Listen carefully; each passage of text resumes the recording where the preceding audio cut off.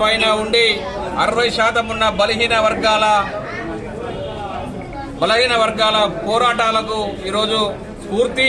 ఈరోజు తెలంగాణ రాష్ట్రంలో బీసీల జేఏసీ ఏర్పాటని చెప్పడం జరుగుతుంది. ఈరోజు 60% ఉన్న బీసీలకు ఎదుర్కొంటున్న సమస్యల సాధనకై బీసీలు అణచివేయబడుతున్న అన్ని రంగాల్లో అణచివేయబడుతున్నారు.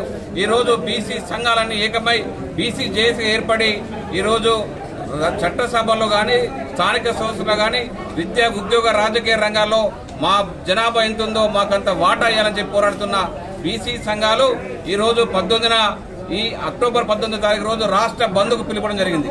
ఈరోజు రిజర్వేషన్ సాకుగా ఈ రాష్ట్ర ప్రభుత్వాలు కేంద్ర ప్రభుత్వాలు బీసీలకు చేస్తున్న మోసాలను అడ్డుకోవడానికి ఈరోజు బీసీలో అందరూ కూడా ముందుకొచ్చి ఈరోజు బంద్లో పాల్గొనాలని వరంగల్ ఉమ్మడి జిల్లా వ్యాప్తంగా ప్రతి ఒక్కరూ బంద్ పాటించాలని చెప్పి ఈ సందర్భంగా మేము డిమాండ్ చేస్తున్నాం. ఈరోజు